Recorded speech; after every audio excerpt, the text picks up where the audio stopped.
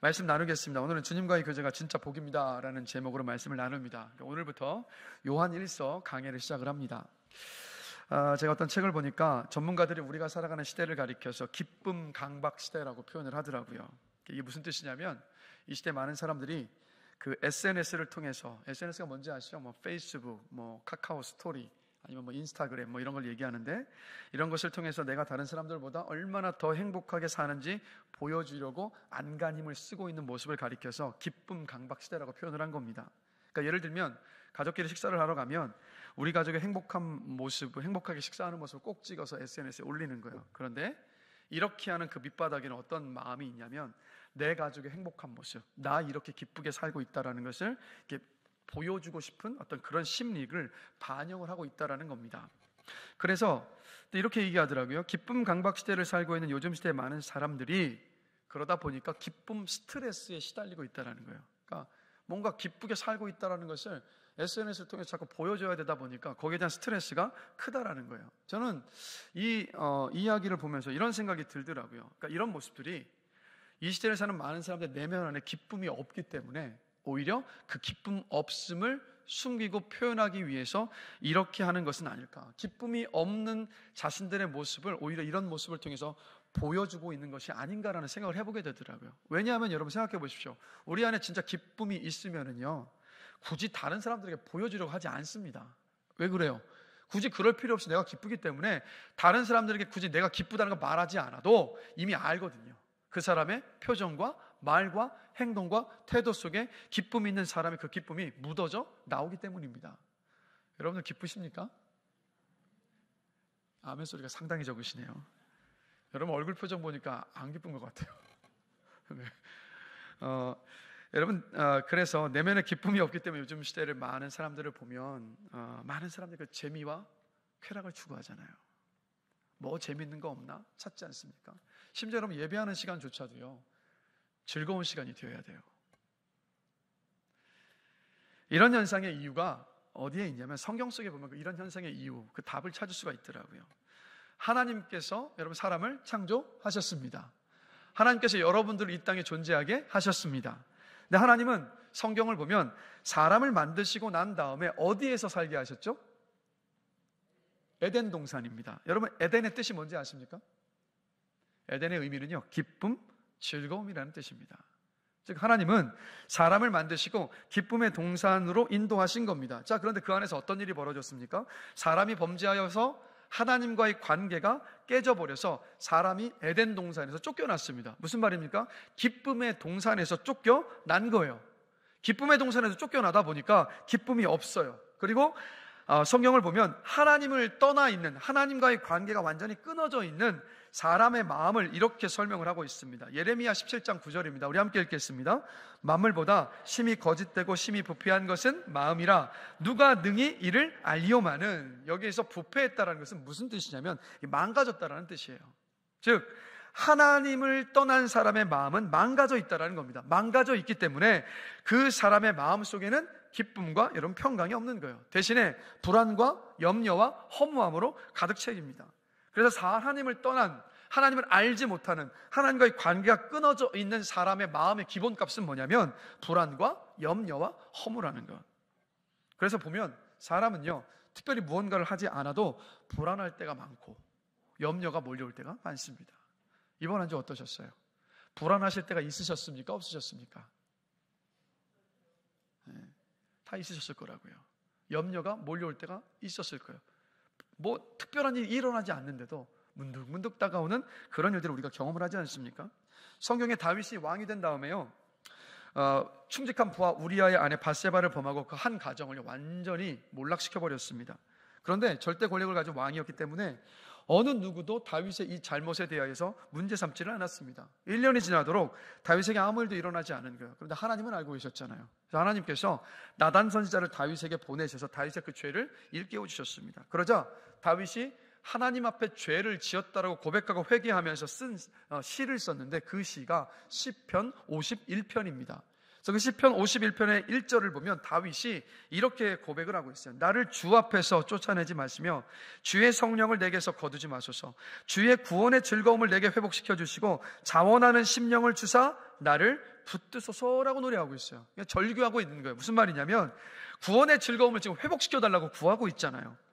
다윗이 죄를 짓고 나서 구원의 즐거움을 다 잃어버려서 지금 죽을 것만 같다라는 거예요.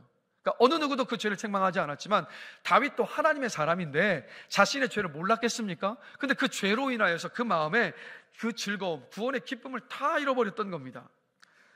그러니까 내면에 기쁨이 전혀 없었던 거예요.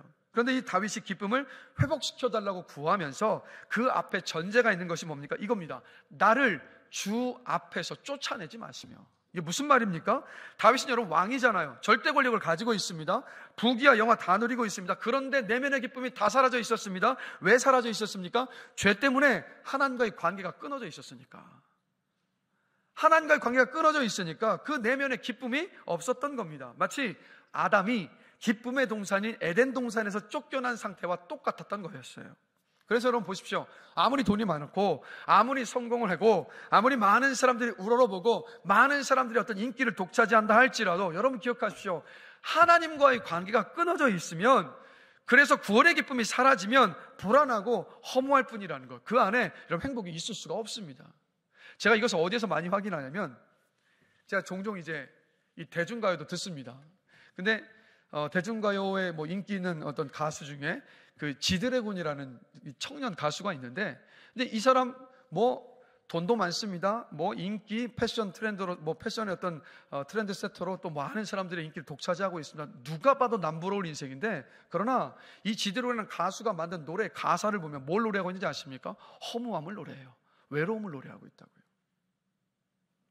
분명한 건 우리가 이 땅을 살아가면서 이 땅에서 우리가 바라고 취하고 누릴 모든 것들 속에 기쁨이 있고 행복이 있고 만족함이 있을 것이라고 생각하고 있다면 우리가 정말 착각하고 있는 겁니다. 그렇다면 우리 자라나는 자녀들에게 우리가 무엇을 심어주고 무엇을 물려줘야 될 것인가? 답이 딱 나오지 않습니까? 부모로서 자녀들에게 무엇을 강조하고 있는가? 우리 한번 돌아봤으면 좋겠습니다. 돈도 아니고 좋은 대학도 아니고 좋은 직장도 아니고 성공도 아니고 부귀와 영화도 아니에요. 다윗의 삶 속에서 명확히 볼 수 있지 않습니까? 그러면 하나님과의 관계가 끊어져 있을 때 왜 이렇게 불안하고 허무하냐? 왜 이렇게 두렵냐? 왜 행복하지 않느냐? 그 이유가 있어요. 왜 그러냐면 여러분, 사람은요 독립적인 존재가 아닙니다. 사람은 내가 살고 있는 상황과 관계에 의해서 정의가 되는 존재가 바로 사람이잖아요. 상황과 관계를 떠나서는요, 나는 누구인가? 라는 이 질문 앞에 답을 찾을 수가 없습니다. 그러니까 예를 들면 이거예요. 저는요, 제 아내의 남편이면서 동시에 제 세 아이들의 아빠고요, 그리고 효민교회 목사입니다. 그리고 대한민국 국민이고요, 의왕시 내선동에 살고 있는 의왕 시민입니다. 즉 이것들이 이성진이라는 저의 존재를 정의하는 거잖아요. 자, 그런데 이 상황과 관계 속에서 바로 저라는 사람의 존재가 정의되고 여러분들도 마찬가지란 말이에요. 그런데 가만히 보시면 이 모든 관계는요 상대적입니다. 그렇죠? 상대적이란 말이에요. 근데 상대적이란 말은 뭐냐면 나의 존재 가치가 다른 사람들과 어떤 상황과 현실과 비교를 통해서 내 존재 가치가 떨어질 수도 있고 내 존재 가치에서 우리가 기쁨을 누리지 못할 수도 있다는 거예요. 그래서 여러분, 사람에게는 어떤 관계가 필요하면 상대적인 관계보다 더 필요한 것이 뭐냐면 절대적인 관계가 필요합니다. 그런데 이 절대적인 관계를 주실 수 있는 분은 딱 한 분밖에 없어요. 누구실까요, 여러분? 오늘 우리가 예배한 하나님입니다. 왜냐하면 누구를 만나든 어떤 일을 하든 어느 곳에 가든 어디에 살든 저 이성진이라는 사람의 절대 흔들리지 않고 변함이 없는 제 존재는 뭐냐면 하나님의 자녀라는 거예요. 하나님이 사랑하시는 자녀라는 사실이에요. 이건요 변함이 없습니다. 절대 변하지 않아요. 그래서 하나님께서 변하시지 않은 분이시기 때문에 하나님과의 관계는요 언제나 절대적입니다. 절대 바뀌지 않아요. 그래서 나는 누구인가에 대한 이 답, 나의 어떤 정체성은요 관계 속에서 여러분 정의가 되는 겁니다. 그리고 관계는요 우리의 기쁨과 슬픔을 결정짓습니다. 건강한 관계를 갖고 있는 사람들의 내면에는요 기쁨과 평강이 있습니다. 그러나 반대로 건강하지 못한 관계 속에 있는 사람들의 내면 안에는 우울함이 있고 슬픔이 있고 불안이 있고 여러분 고통이 있어요. 쉽게 예를 들면 자, 부부간의 관계가 화목한 분들은요 늘 기쁘고 행복합니다. 그러나 그 관계가 망가진 사람들은 어떻습니까? 우울하고 불안하잖아요. 자, 부모와의 관계가 좋은 자녀들은요 그 안에 기쁨이 있고 용기가 있고 담대함이 있지만 부모와의 관계가 좋지 않은 자녀들은요 그 안에 기쁨이 없어요. 슬픔이 있고 불안이 있고 여러분 두려움이 있잖아요. 자, 그런데 이런 관계에도 여러분 등급이 있습니다. 모든 관계가 똑같은 기쁨이나 슬픔을 주지는 않아요. 중요한 관계일수록 그 관계에서 경험하는 기쁨도 슬픔도 여러분 커집니다. 그러니까 예를 들면 여러분 치킨을 배달하시는 아저씨의 관계와 여러분들의 부모님과의 관계 혹은 배우자의 관계가 같습니까? 틀립니까? 틀리잖아요. 너무 큰 차이가 나지 않습니까? 바로 이거예요. 그렇기 때문에 그러니까 우리가 중요하게 생각하는 관계일수록 그 관계에서 오는 기쁨도 고통도 더 커지는 겁니다. 그렇기 때문에 인생에 일그러진 어떤 관계가 있다 할지라도, 그러니까 나한테 막 불안과 슬픔과 고통을 가져오는 관계가 있다 할지라도 그 관계보다 더 크고 중요한 관계가 건강하면요, 그러면 일그러진 그 관계에서 오는 고통, 불안, 아픔들, 이것을 기쁨으로 여러분 대체하며 극복할 수 있습니다. 이 모든 관계 중에 가장 중요하고 절대적인 관계가 바로 누구와의 관계라고요? 바로 오늘 우리가 예배하는 우리 하나님과의 관계인 겁니다. 그러니까 하나님과의 관계는 저와 여러분의 내면의 기쁨과 슬픔을 결정짓습니다. 하나님과의 관계는 우리의 수많은 인간관계, 다른 모든 관계들의 기쁨과 슬픔을요 다 뒤덮을 수 있습니다. 하나님과의 올바른 관계만이 여러분 우리 내면에요 빼앗기지 않고 변하지 않을 기쁨과 평강을 줍니다. 저는 경험적으로도 알고요, 저는 이것을 확신합니다. 자, 이렇게 질문 드립니다. 예수님께서 내 죄 때문에 십자가에서 내가 되어 죽으셨다는 것을 믿으십니까? 그 예수님께서 내가 되어 죽으시고 난 다음에 죽음 가운데 머물러 계시지 않고 3일 만에 부활하셨다는 것을 믿으십니까? 예수님이 왜 십자가에서 죽으시고 부활하셨습니까, 여러분? 왜 부활하셨어요? 왜 죽으시고 부활하셨죠? 나를 구원하시기 위해서. 그러면 구원이 뭡니까? 구원이 뭐죠? 하나님께 죄사함을 받는 것. 우리는 왜 죄사함을 받아야 합니까? 왜 죄사함을 받아야 되죠? 하나님과의 관계가 끊어져 있기 때문에요. 죄 때문에 하나님과의 관계가 끊어져 있기 때문에. 왜냐하면 하나님은 죄가 없으신 분이시기 때문에 죄인과 함께 하실 수 없거든요. 그러니까 우리가 구원받아야 되는 이유가 천국 가는 거라고 막연하게 막 그 좋은 곳으로 생각을 하시는데, 다시 한번 질문 드릴게요. 여러분, 천국이 왜 좋습니까? 왜 좋은 곳이죠? 왜 천국에는 아픔도 눈물도 고통도 슬픔도 없는 곳입니까? 여러분, 천국이 좋은 이유는요, 그곳에 주님이 계시기 때문입니다. 그러니까 우리가 구원받아야 되는 이유는 뭐냐면 주님과의 관계를 회복하기 위해. 천국 누가 가요? 구원받아서 주님과 관계가 회복된 사람이 가는 곳, 이거잖아요. 그래서 여러분 보실까요? 로마서 5장 10절 말씀 함께 보겠습니다. 함께 한 목소리 읽겠습니다. 곧 우리가 원수 되었을 때에 화목하게 된 자로서는 더욱 그의 살아나심으로 말미암아 구원을 받을 것이니라. 아멘. 자, 하나님은 예수님의 십자가와 부활을 믿는 사람의 그 믿음을 보시고 그 사람의 죄를 용서해 주십니다. 과거에 얼마나 많은 죄를 지었든 어떤 큰 죄를 지었든 예수를 믿는 믿음만 보시고 하나님은 어떻게 하십니까? 그 죄를 기억조차 하지 않겠다라고 말씀하세요. 그런데 죄를 그냥 기억조차 하지 않으시는 차원에서 멈추시는 것이 아니라 예수를 믿는 사람들을 향해서 주님이 뭐라고 말씀하십니까? 너는 이제 더 이상 죄인이 아니야. 너는 이제 앞으로 나에게 의인이야 라고 말씀하시잖아요. 의인이라고 말씀하시잖아요. 그러니까 예수를 믿는 저와 여러분의 믿음을 보시고 다른 것 보신 게 아니라 그 믿음을 보시고 우리를 의인 삼아 주셨습니다. 근데 의인 삼아 주셨다는 이 말이 뭐냐? 로마서 5장 10절을 보면 이런 뜻인 거예요. 하나님과 화목하게 된 겁니다, 이게. 왜요? 죄를 용서받고 하나님 앞에 의인이 되었기 때문에 하나님과 화목하게 된 거예요. 하나님과 교제를, 관계를 회복하게 되었다는 말입니다. 자, 그럼 질문 드릴게요. 예수님께서 하나님과의 관계를 회복시켜 주셨다는 것을 믿으십니까? 자, 그런데 질문 드릴게요. 그러면 관계를 회복시키셨다는 그 뜻은 도대체 어떤 의미입니까, 여러분? 하나님과의 관계가 회복이 되었다. 여러분 자주 쓰는 표현인데, 여러분 그게 어떤 의미입니까?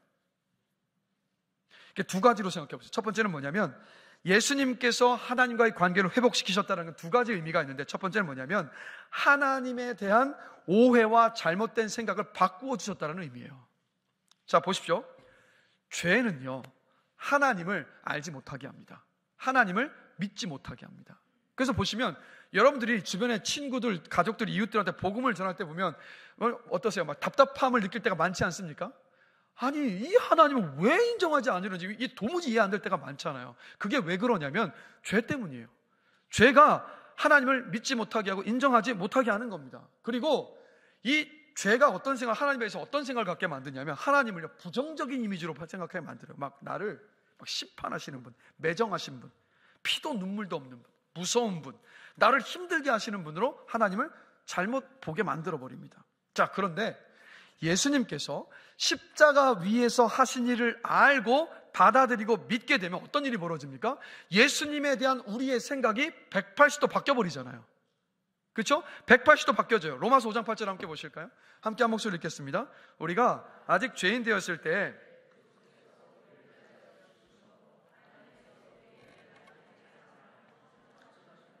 그럼 예수님의 십자가를 묵상하시고 바라보실 때마다 뭘 느끼세요? 뭘 경험하십니까? 나 같은 죄인을 위해서 주님이 대신 십자가 지시고 하나님께서 하나뿐인 아들에게 그 진노의 심판 다 쏟아부으시고 나에게 부으실 심판을 다 거두어 가셨구나. 하나님이 이만큼 나를 사랑하시는구나를 깨닫잖아요. 여러분, 하나님께서 여러분을 사랑하심을 믿으십니까? 아리까리 하세요? 그러면 다른 데서 찾지 마시고 여러분 십자가를 묵상하십시오. 나를 구원하시기 위해서 내가 되어서 하나님이신 예수님께서 십자가에서 죽으셨던 것을 바라보시면 여러분 하나님이 나를 얼마나 사랑하시는지 알 수 있어요. 여러분 그만큼 하나님은요 우리를 사랑하십니다. 내가 죄인이었을 때 나를 구원하여 주신 하나님이시기 때문에 나를 향한 하나님의 사랑은 언제고 변함이 없이 그대로라는 것을 우리는 알 수 있다는 거예요. 그래서 예수님의 그 십자가를 통해서 우리는 하나님에 대한 오해와 잘못된 생각이 바꿔지게 된 겁니다. 이게 하나님께서, 예수님께서 하나님과의 관계를 회복시키자는 첫 번째 의미예요. 두 번째는 뭐냐면 하나님과 교제할 수 있게 바꾸어 주셨다는 말이에요. 우리가 하나님과 교제할 수 있게 하셨다는 뜻입니다. 자, 여러분들 주변에 많은 사람들이 있잖아요. 뭐 친구들, 가족들, 뭐 여러 인간관계들이 있을 텐데, 자, 그러면 여러분들 주변에 여러분들이 알고 있는 모든 사람들과 교제하고 계십니까? 아니죠, 그렇죠? 모든 사람과 우린 교제하지 않아요. 그러면 여러분들은 누구와 교제를 나누십니까? 네, 친한 사람. 근데 친한 사람이 누구예요? 나하고 마음이 맞는 사람. 그렇죠? 나하고 마음이 맞는 사람, 가치관이 비슷한 사람, 나랑 뭔가 심정이 통하는 사람하고 우리가 교제를 하지 않습니까? 자, 요한복음 4장 24절 함께 보겠습니다. 자, 함께 한 목소리를 읽습니다. 하나님은 영이시니. 자, 하나님이 네, 자, 하나님이 뭐라고요? 영이십니다. 자, 오늘 하나님을 예배하기에 오셨는데 하나님은 우리 눈에 보이지 않습니다. 왜냐하면 영이시기 때문에. 자, 그런데 영이신 하나님과 교제를 하려면 어떻게 돼야 되겠어요? 우리랑 비슷한 사람들과 함께 인간관계를 맺는 것과 똑같이 영이신 하나님과 우리가 교제를 하려면 우리도 역시 하나님과 같이 영의 사람이 되어야 되잖아요. 그래야 영과 영이 만나서 함께 교제할 수 있는 것 아니겠습니까? 자, 그래서 예수님께서 요한복음 6장 54절을 보면 예수님께서 하실 일에 대해서 이렇게 말씀하셨어요. 함께 읽어보겠습니다. 내 살을 먹고 내 피를 마시는 자는 영생을 가졌고, 이게 무슨 말입니까? 예수님을 믿는 사람에게 영적인 생명을 주시는 거예요. 영적인 생명을 주셨다라는 거예요. 자, 그럼 이 영적인 생명이 뭐냐? 요한복음 7장 38절 보겠습니다. 함께 읽습니다. 나를 믿는 자는 성경의 이름과 같이 그 배에서 생수의 강이 흘러나오리라 하시니, 이것만 보면 도대체 뭔지 알 수가 없어요. 자, 여러분의 배에서 생수의 강이 흘러나오고 계십니까? 이게 무슨 뜻이냐면 그 다음 절을 보면 알아요. 7장 39절입니다. 함께 읽겠습니다. 이는 그를 믿는 자들이 받을 성령을 가리켜 말씀하신 것이라. 아멘. 무슨 말입니까? 예수를 믿는 사람에게 하나님께서 주신 영생, 영적인 생명은 바로 뭐냐? 우리에게 선물로 주신 성령님인 겁니다. 자, 여러분 안에 성령님이 계신 것을 믿으십니까? 여러분이 주일마다 예배 자리에 왜 오세요? 물론 미안해요. 우리 학생들한테 그런 학생들이 많지는 않겠지만 끌려온 학생들도 간혹 있어요. 아니면 배우자에게 마지못해 끌려오는 경우도 있긴 해요. 자, 그러나 많은 경우 이 주일날 아침에 편히 쉬실 수 있음에도 불구하고 이 자리에 오시잖아요. 왜 그렇습니까? 우리 안에 계신 성령이 하나님을 찾게 하시는 거라고요. 성령이 계시기 때문이라는 거예요. 그래서 성령이 우리 안에 계시기 때문에 우리는 하나님과 교제를 나눌 수 있는 영의 사람이 된 겁니다. 그래서 영이신 하나님과 우리가 교제할 수 있게 된 거예요. 성령이 우리 안에 계시기 때문에 하나님을 예배하고 싶어지는 것이고, 성령님이 우리 안에 계시기 때문에 하나님을 더 사랑하고 싶어지는 것이고, 성령님이 우리 안에 계시기 때문에 하나님을 더 알아가고 싶은 것이고, 성령님이 우리 안에 계시기 때문에 아무 주저함이 없이 하나님을 아버지라고 부를 수 있는 것이고, 성령님이 우리 안에 계시기 때문에 하나님을 알고 싶어지는 그 갈망함이 우리 안에 여러분 생겨나는 겁니다. 우리 안에 생겨난다고요. 그래서 정리를 해보면 예수님께서 하나님과의 관계를 회복시키셨다, 이 말은 무슨 뜻이냐면 이제는 우리가 영이신 하나님과 교제할 수 있는 존재로 바꾸어 주셨다는 뜻입니다. 그래서 오늘 말씀의 제목처럼 예수를 믿고 구원받은 우리에게 하나님께서 진짜 주신 가장 귀한 복은 뭐냐? 그건 바로 여러분, 바로 우리 하나님과 교제하는 복이라고요. 우리 주님과 여러분 교제하는 복입니다. 그래서 오늘 이제 본문으로 와서 이 요한 1서를 기록한 사도 요한이 1절과 2절을 보면 이렇게 말하고 있잖아요. 우리 함께 한 목소리 한번 읽어보겠습니다. 태초부터 있는 생명의 말씀에 관하여는 자세히 보고 우리의 손으로 만진 바라. 이 생명이 나타내신 바 된지라. 이 영원한 생명을 우리가 보았고 증언하여 너희에게 전하노니 이는 아버지와 함께 계시다가 우리에게 나타내신 바 된 이시니라. 아멘. 예수님의 제자들 가운데 사도 요한은요, 유별나게 예수님을 친밀하게 대했던 제자입니다. 그래서 요한이 우리 이 말씀을 보면 1절에 보면 예수님을 눈으로 봤고 자세히 보고 손으로 만졌다고 고백을 하고 있어요. 아마도 예수님과 함께 3년을 넘게 동고동락을 하면서 함께 지내면서 때로는 예수님의 손을 잡고 걷기도 했던 것 같아요. 자, 그런데 사도 요한이 이 말씀을 기록한 게 내가 예수님과 이렇게 친밀한 사람입니다라고 이렇게 우리들에게 자랑하고 과시하려는 게 아니에요, 여러분. 자, 3절을 함께 보시겠습니다. 같이 읽습니다. 우리가 보고 들은 바를 너희에게도 전함은 너희로 우리와 사귐이 있게 하려 함이니 우리의 사귐은 아버지와 그의 아들 예수 그리스도와 더불어 누림이라. 아멘. 이게 무슨 말입니까? 사도 요한은 지금 우리들에게 우리와 함께 사귀자고 말하고 있는 거예요. 자, 그런데 이 말은 어떤 뜻이냐면 사도 요한이 누리고 있는 엄청난 그 축복, 즉 예수님과의 친밀한 사귐을 우리와 함께 나누고 싶다는 말이에요. 그래서 사도 요한은 요한 1서를 읽고 있는 모든 사람들에게 예수님과 제발 친밀한 관계를 가지라고 지금 간곡하게 말하고 있는 거예요. 예수님과의 그 사귐이야말로 하나님께서 여러분들에게 주신 진짜 복이고 선물이니까 제발 예수님과 친밀한 관계를 누리라고, 사귐 속에 있으라고, 그 복을 여러분 놓쳐서는 안 된다고 지금 사도 요한이 말을 하고 있는 겁니다. 자, 여러분, 예수 믿는 사람은 어떤 사람이라고 생각을 하십니까? 주일날 교회에 와서 예배 드리는 사람, 신상 명세서에, 이력서에, 종교란에 기독교라고 체크하는 사람이 여러분 예수 믿는 사람입니까? 세상 사람들이 보면, 아니면 뭐 예수를 믿어서 죄를 용서받고 하나님의 자녀가 되었다고 고백하는 사람이 예수 믿는 사람입니까? 세상 사람들은요, 그렇게 생각할 수 있습니다. 그러나 성경을 통해서 보면 이 정도로는 아직 예수님을 믿는 사람이라고 말하기에는 여러분 부족해요. 사도 요한이 지금 뭐라고 말하고 있습니까? 예수님과 교제가 있는 사람, 예수님과 사귐이 있는 사람이 예수 믿는 사람이라고 말하고 있잖아요. 즉 예수님과의 사귐이 있는 사람이 그 사람이 예수 믿는 사람입니다. 그러면 우리의 질문은 이거죠. 예수님과 어떻게 교제할 수 있습니까? 하늘로 올라가셨는데 예수님과 사귐을 우리가 어떻게 할 수 있습니까? 자, 1절을 보시면 사도 요한이 이렇게 말합니다. 태초부터 있는 생명의 말씀에 관하여는. 자, 질문 드릴게요. 태초부터 있는 이 생명의 말씀이 누굴까요? 예수님을 말하는 겁니다, 여러분. 이상하죠? 예수님을 그냥 예수 그리스도라고 표현하면 될 텐데 굳이 사도 요한은 태초부터 있는 생명의 말씀에 관하여는이라고 말을 하고 있단 말이에요. 이게 무슨 뜻입니까? 말씀을 통해서 예수님을 알 수 있다는 말이에요. 말씀을 통해서 예수님과 교제할 수 있다는 뜻이에요. 여러분, 사도 요한은 분명히 육신으로 예수님을 만났습니다. 그렇죠? 부활하신 주님도 만나서 뭐 도마가 예수님의 상처난 부위에 손을 던지고 만질 때도 그 곁에 같이 있었고, 최후의 만찬장에도 함께 식사를 예수님과 주님과 함께 했고, 주님이 발을 씻겨 주실 때도 주님의 그 육신의 손길을 느끼면서 주님이 씻겨주는 발을 씻겨줄 때도 경험했던 사람이 사도 요한인 겁니다. 그러나 우리 주님 500명의 제자들이 보는 앞에서 하늘로 올라가셨잖아요. 그래서 그날 이후로 사도 요한도 여러분 말씀으로 주님을 만난 거거든요. 말씀으로 주님과 교제를 했습니다. 말씀으로 주님과 동행을 했습니다. 그리고 말씀을 통해서 주님을 알아갔었던 겁니다. 이 말은 뭡니까? 오늘을 살아가고 있는 저와 여러분들도 말씀을 통해서 주님과 교제할 수 있다는 말이에요. 그러니까 사도 요한이 이렇게 말하는 거예요. 내가 주님과 말씀을 통해서 교제를 누리고 사귐 속에 있었던 것처럼 여러분들도 저처럼 주님과의 교제와 사귐을 누릴 수 있습니다라고 말해주고 있는 겁니다. 여러분 누가복음 24장을 보면 엠마오로 가는 두 제자에게 부활하신 예수님께서 찾아오십니다. 근데 예수님을 만나고 나서 이들이 이런 고백을 합니다. 자, 우리 함께 한 목소리 한번 읽어보겠습니다. 그들이 서로 말하되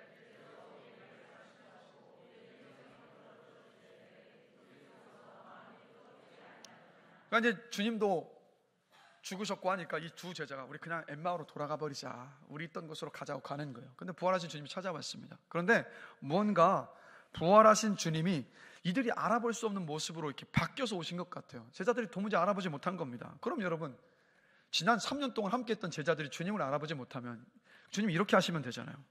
얘들아, 나야. 내가 누군지 모르겠니?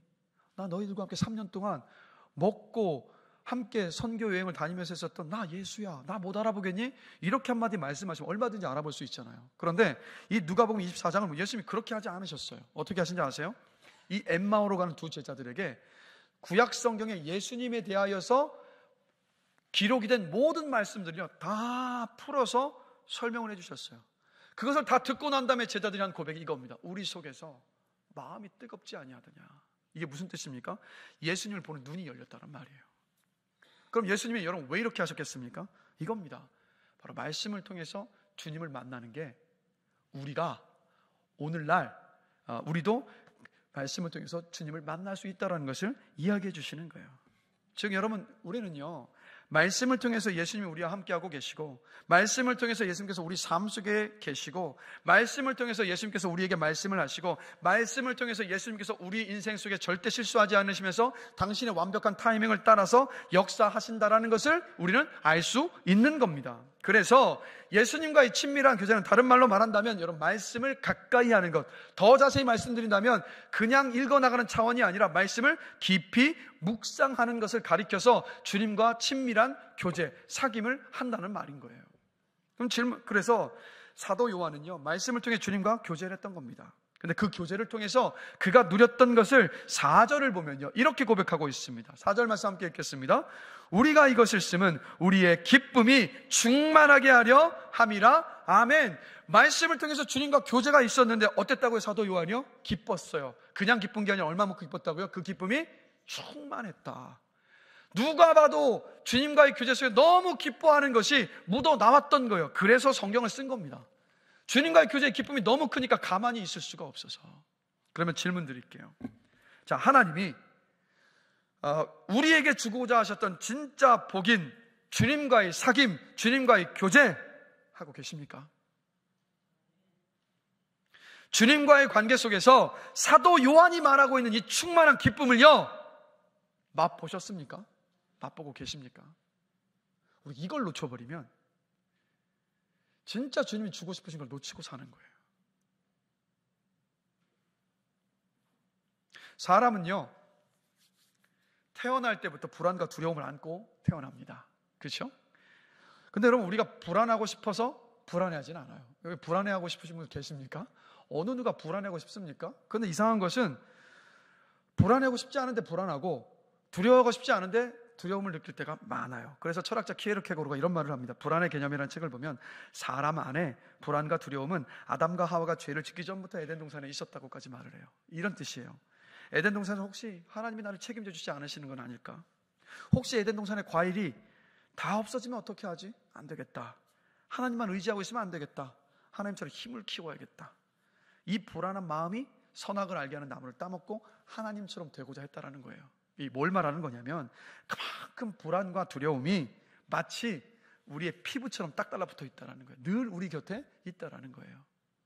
이번 한 주 살아오시면서 불안하고 두려우실 때가 있으셨어요? 없으셨어요? 다 있었잖아요. 저도 불안하고 두려움을 느낄 때가 있었습니다. 그러면 우리가 왜 불안을 느끼느냐? 사람은요, 나는 어디서 왔는가? 난 누구인가? 나는 어떤 존재이고 나의 본질은 뭘까? 나는 왜 이 땅에 존재하며 살고 있는가? 이 질문 앞에 불안을 느낍니다. 자, 질문, 왜 이런 이유로 이랬어요. 자, 여러분, 이 세상에 많은 사람, 이 자리에도 계실 텐데, 여러분, 우리가 왜 그렇게 돈을 많이 벌려고 합니까? 왜 그렇게 성공하려 하죠? 왜 그렇게 사람들의 칭찬과 인정을 받으려 합니까? 왜 그렇죠, 여러분? 그 이유는 내 존재 이유를 찾고 싶어서, 내 존재 가치를 알고 싶어서잖아요. 확인하고 싶어서. 그런데 이 세상을 살면서 사람들과 수많은 관계 속에서 살다 보니까 나의 존재에 대한 평가가 항상 상대적이잖아요. 누군가에게는 누군가와의 모습을 통해서 나를 보고 내가 진짜 나는 살만한 가치가 있는 사람이야 느껴지다가도, 또 어떤 사람과 딱 비교를 하다 보면 야, 저 사람을 보니까 나는 살 가치가 없네, 또 이런 느낌이 들 때가 있잖아요. 그래서 여러분, 내 존재 가치에 대해서 답을 해줄 누군가가 여러분 있어야 돼요. 그런데 하나님을 알지 못하는 사람들은 그 답을 찾을 수가 없는 거예요. 그래서 끊임없이 오늘도 돈을 벌고 뭐 성공하려 하고, 그리고 사람들의 칭찬과 인정을 받으려 하다 보니까 그 안에서 불안할 수밖에 없고 인생이 허무해진다라는 거죠. 자, 그런데 말씀을 속에서 주님은 우리에게 이렇게 말씀하신단 말이에요. 에베소서 2장 10절을 보면 우리는 그가 만드신 바라. 이거 제가 언제가 한번 말씀 나눴었어요. 이걸 새번역 성경으로는 이렇게 번역을 합니다. 우리는 하나님의 작품입니다 라고 말씀하고 있단 말이에요. 그러니까 주님이 이 말씀을 통해서 우리에게 이렇게 말씀하고 계시는 겁니다. 너는 내가 만든 작품이야. 너는 내가 사랑하는 자녀야. 그래서 너의 존재 자체가 나에게는 기쁨이란다. 다른 사람들이 너를 어떻게 보든 무엇이라 평가를 하든 너 그거 신경 쓰지 마라. 누가 뭐라고 말해도, 누가 너에게 어떤 말을 한다 할지라도, 너를 폄하하든 비난하든 너는 내가 사랑하는 걸작품이야. 최고 중에 최고야 라고 우리 하나님이 말씀을 통해서 우리에게 말씀을 하고 계신 겁니다. 또 내가 살아온 과거의 삶이 또 나를 불안하게 하기도 합니다. 혹시 내가 잘못 살아왔던 것은 아닐까? 그때 내 선택 때문에, 그 결정 때문에 내 삶이 엉망이 되는 것은 아닐까? 이런 불안을 가질 수밖에 없어요. 근데 하나님을 알지 못하는 사람은요, 주님과의 교제가 없는 사람은 이 불안을 떨쳐낼 방법이 없어요. 왜요? 후회와 아픔만이 밀려오니까, 내 지난 과거를 생각을 하면. 그런데 말씀을 통해서 주님은 이렇게 말씀하시거든요. 잠언 16장 9절입니다. 우리 한 목소리 한번 읽어보겠습니다. 사람이 마음으로 자기의 길을 계획할지라도 그의 걸음을 인도하시는 이는 여호와시니라. 아멘. 주님이 이 말씀을 통해서 이렇게 말씀하시는 거잖아요. 너의 인생의 걸음걸음들 인도한 거는 나야. 그리고 나는 너의 인생 속에서 단 한 번도 실수하지 않았어. 네가 불안해하고 염려하는 그 일들을 통해서도 나는 너의 인생 속에서 내 뜻을 이루어 왔고 선을 이루었어라고 주님이 그런 말씀하고 계신 거잖아요. 그리고 여러분, 우리가 왜 두렵습니까? 왜 두려워합니까? 우리의 두려움의 진짜 이유는 뭐냐면 미래가 우리를 두렵게 하거든요. 오늘 내가 하는 선택이 미래에 어떤 결과를 가져올지 알 수가 없기 때문에 우리는 두려운 거예요. 선택이 많으면 많을수록 더 두려워지고 자유가 주어지면 주어질수록 우리는 두려워집니다. 그래서 이 두려움은 누군가 내가 선택하는 결정의 이 결과를 보증해 주면 해결이 돼요. 그 선택이 맞아. 너 그 선택하면 후회하지 않을 거야. 그 선택이 너에게 기쁨을 가져다 줄 거라고 보증해 주는 존재가 있으면 그럼 우리 두려움에서 해방될 수 있습니다. 제가 중학교 3학년 때 안양고등학교에 이제 지원을 했습니다. 그때 당시는 이제 고등학교도 입학 시험이 있을 때였는데, 근데 이게 지원을 했긴 했는데 떨어질까 걱정이 되는 거예요. 이 시험보다 실수해서 떨어지면 어떡하지? 그런데 이제 시험 딱 전날 우리 담임 선생님이 이 안양고등학교에 지원한 친구들만 다 한 자리에 모인 겁니다. 그리고 이런 말을 했어요. 얘들아, 이번에 다 미달이다. 다 붙을 거니까 걱정 말고 시험 쳐. 이 말씀을 하시는 거예요. 자, 우리 담임 선생님이 이 말을 듣고 제가 평안했을까요? 걱정이 됐을까요? 죄송해요. 평안하지 않았어요. 왜냐하면 아무리 담임 선생님 말해도 선생님이잖아요. 그래도 혹시 내가 떨어지지 않을까? 이 생각이 들어서 평안하지 않았습니다. 두려워졌단 말이에요. 제가 왜 이 말씀을 드리냐면, 여러분, 우리의 미래를 보증해 주실 수 있는 분은 한 분밖에 없어요. 누구실까요? 하나님이요. 이건 원고에는 없는 말인데,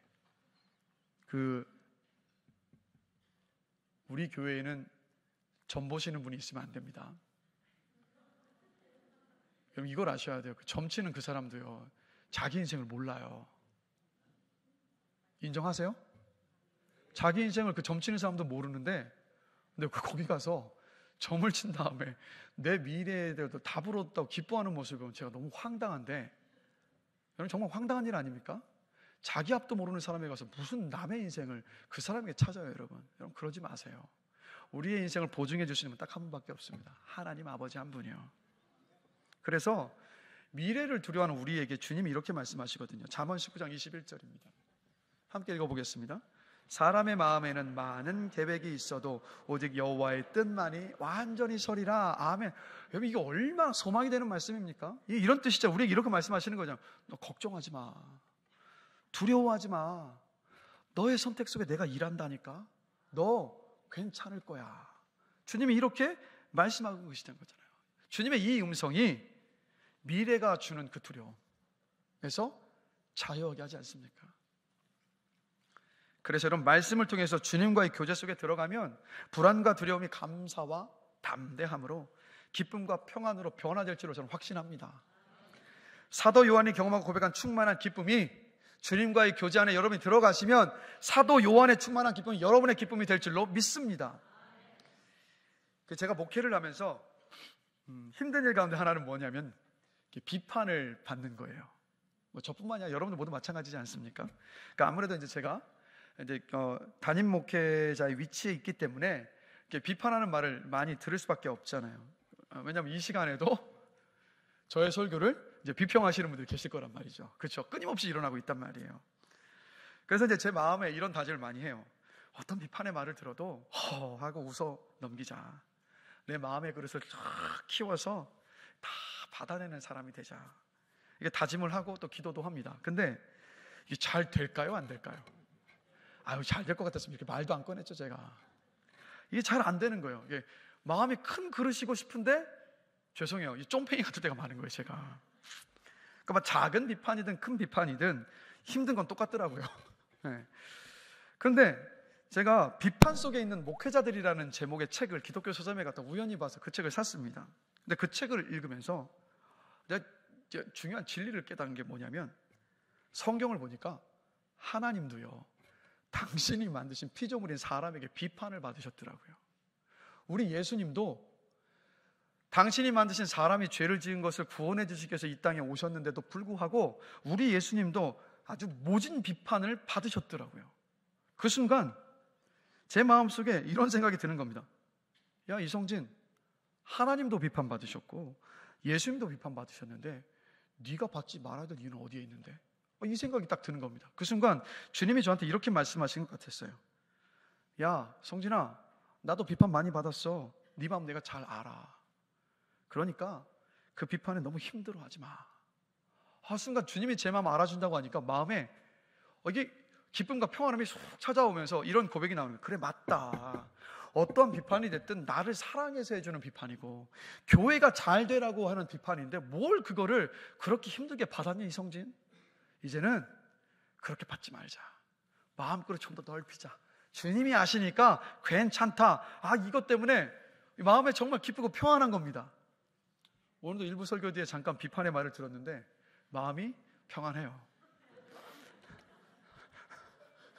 마음이 평안하고 기쁨이 있습니다. 그래서 말씀을 전할 수 있어요. 여러분, 오늘 힘든 일이 있어도요, 주님과의 사귐 속에서 얻는 기쁨 때문에 우린 살아갈 힘을 얻을 수 있습니다.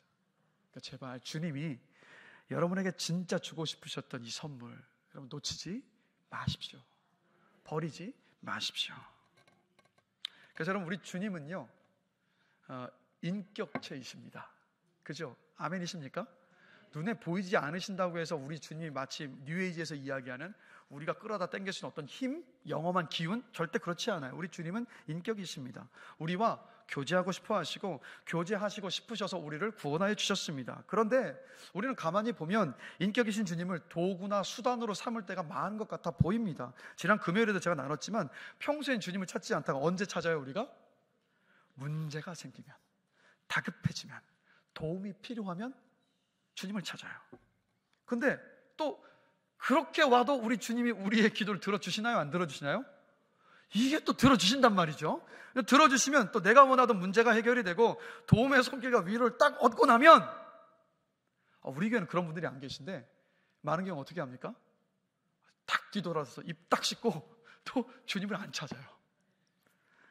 근데 여러분, 이런 모습은 신앙생활이 아니에요, 여러분. 이거냐면 종교생활입니다. 종교가 왜 만들어졌냐면 내가 원하고 바라는 마음의 소원을 이루기 위해서 어떤 우상을 하나 만들어 놓고 난 다음에 그걸 신이라고 명칭을 하고 그 신을 어르고 달래서 내가 원하는 것을 얻어내기 위해서 만들어진 것, 그게 여러분 바로 종교입니다. 그런데 기억하십시오. 이거 명심하세요. 기독교는 종교가 아닙니다. 기독교는 종교가 아니라 오늘 함께 말씀을 나누었던 것처럼 구원받아서 주님과 교제를 나누는 것, 이게 바로 여러분 기독교입니다. 여러분, 이것을 잊으시면 안 돼요. 그래서 여러분, 로이드 존스가 이런 말을 합니다. 주님과의 사귐이야말로 최고의 절정이며 그리스도인의 신앙과 가르침과 경험에 있어서 총체적인 목표다라고 말하고 있어요. 여러분, 주님이 오늘 이 시간에도 주님이 여러분을 향한 그 마음이 어떤 마음인지 아세요? 요한계시록 3장 20절입니다. 우리 함께 한 목소리 한번 읽어보겠습니다. 볼지어다 내가 문 밖에 서서 두드리노니 누구든지 내 음성을 듣고 문을 열면 내가 그에게로 들어가 그와 더불어 먹고 그는 나와 더불어 먹으리라. 아멘. 주님이 뭘 먹고 싶자, 뭘 먹자고 말씀하신 거라고 생각하세요? 정말 밥상머리에 앉아서 오늘 된장찌개가 밥 한 그릇 넣고 맛있는 김치 넣고 먹자는 이런 뜻이겠습니까? 이게? 그런 뜻이 아니에요. 이게 무슨 말이냐면, 야, 나와 생명의 말씀을 함께 나누자, 생명의 말씀을 통해서 나와 좀 교제하자, 주님이 이렇게 말씀하고 계신 겁니다. 그래서 다시 말씀드릴게요. 주님과 교제하는 말씀 묵상의 시간, 여러분 결정하십시오. 느슨해졌던 것 다시 여러분 결단하십시오. 시간과 장소 여러분 정하세요. 시간 장소 정하지 않고 시간 나면 하겠다 장담컨대 절대 말씀을 통해서 주님과 교제할 수 없습니다. 말씀 앞에 서셔서 말씀을 묵상하시면서 오늘 여기 카페에 가셔서 아직 말씀 묵상 교재 못 사시면 구입하시는 거예요. 그래서 말씀을 묵상하시면서 말씀이 여러분의 인생을, 여러분의 생각을, 여러분의 마음을 해석할 수 있어야 돼요. 그리고 오늘 어떤 순간이 됐든 말씀을 듣는 자리에 여러분이 계시면 항상 오늘 나에게 주님이 하시는 말씀으로 받으셔야 됩니다. 그리고 목장 모임에도 열심을 내십시오. 목장에서 말씀의 은혜를 여러분 나누시는 시간들을 사모하시고 열심을 내셔야 돼요. 그래서 오늘도 이제 목장 편성 새롭게 하겠지만 새로운 어떤 목장 식구들과 만나서 그분들이 만난 하나님, 그분들이 주님과 교제하며 누리고 있는 그 은혜, 여러분 그것들을 통해서 주님은 여러분에게 말씀해 주시거든요. 여러분 그 은혜를 누리시기를 축원합니다. 그 은혜를 사모하시기를 주님의 이름으로 축원합니다. 그럴 때 오늘 사도 요한이 말하고 있는 주님과의 교제와 사귐의 충만한 기쁨이 바로 여러분의 것이 될 줄로 저는 확신합니다. 저는 우리 효민교회 성도들 한 명도 빠짐이 없이 정말 주님과 말씀을 통해서 교제하면서 이 충만한 기쁨을 누리게 되는 모습을 보기를 원합니다. 말씀을 마무리하겠습니다. 제가 오늘 광고 시간에 마더와이즈 회복편에 참여하실 분들 참여하시라고 광고를 드렸는데 제 아내가 이제 진행을 하는데 이 아내는 이 회복편 전체 내용을 먼저 예습하면서 기도하며 준비를 했습니다. 그런데 이 회복편은 뭘 다루고 있냐면 주님과의 관계를 깊이 다루어요. 그래서 회복편을 통해서 주님이 나를 얼마나 사랑하시는지를 배우고 깨닫고 경험할 수 있습니다. 그런데 아내가 이 회복편을 준비하면서 보니까 막 이 회복편 안에서 주님이 나를 얼마나 사랑하시는지 그게 마음속 깊숙이 막 후벼파고 들어오니까 그때 보니까 아내가요, 그냥 딱 이거예요. 그냥 얼굴에 기쁨으로 충만함이 묻어 있어요. 이게 그냥 흘러나오더라고요. 그 모습이 어떤 모습이냐 보니까 오늘 사도 요한이 말하고 있는 기쁨이 충만한 모습이더라고요. 여러분, 예수님과의 교제를 통해서 누리는 기쁨을 가리켜서 영어로 기쁨이라는 표현이 여러 가지가 있지만 특별히 예수님과의 교제 안에서 우리가 누리는 기쁨을 영어 단어로 어떻게 표현하면 joy라고 표현합니다. joy요. 이 joy인데 이게 무슨 뜻인지 아세요? 조정민 목사님이 이렇게 풀으셨더라고요. Jesus overflows you. 이런 뜻입니다. 주님이 우리 안에 흘러 넘치는 게 기쁨이라는 거예요. 주님이 우리 안에 흘러 넘칠 때 기쁨으로 충만하게 된다는 것을 말씀하고 있는 건 아니겠습니까? 여러분 그래서 기억하십시오. 하나님이 우리에게 준 진짜 복은 뭐라고요? 주님과의 교제입니다. 주님과 어떻게 교제할 수 있습니까? 말씀을 통해서 주님과 교제할 수 있습니다. 그래서 여러분, 주님과의 사귐을 정말로 원하는 사람은 누구든지 틀림없이 주님과 친밀한 교제를 반드시 하게 될 것입니다. 그냥 교회만 왔다 갔다 하는 식으로 예수를 믿는 게 아니라 예수님과의 사귐이 있는 삶이 성경의 약속인 줄로 믿고, 또 하나님께서 나에게 주시고자 하는 진짜 귀한 복임을 믿고 받아들이는 사람은 여러분, 누구든지 주님을 만나고 교제할 수 있습니다. 여러분 모두가 다 주님을 만나서 바로 이 조이, 주님께서 우리의 마음 안에 흘러넘치는 이 기쁨, 충만한 기쁨을 경험하게 되시기를 주님의 이름으로 축원합니다. 그래서 우리 옆 사람 보시면 함께 고백해 보겠습니다. 주님과 교제하십시오. 충만한 기쁨을 누리시게 될 겁니다. 그런 모두가 되시길 다시 한번 주님의 이름으로 축원합니다.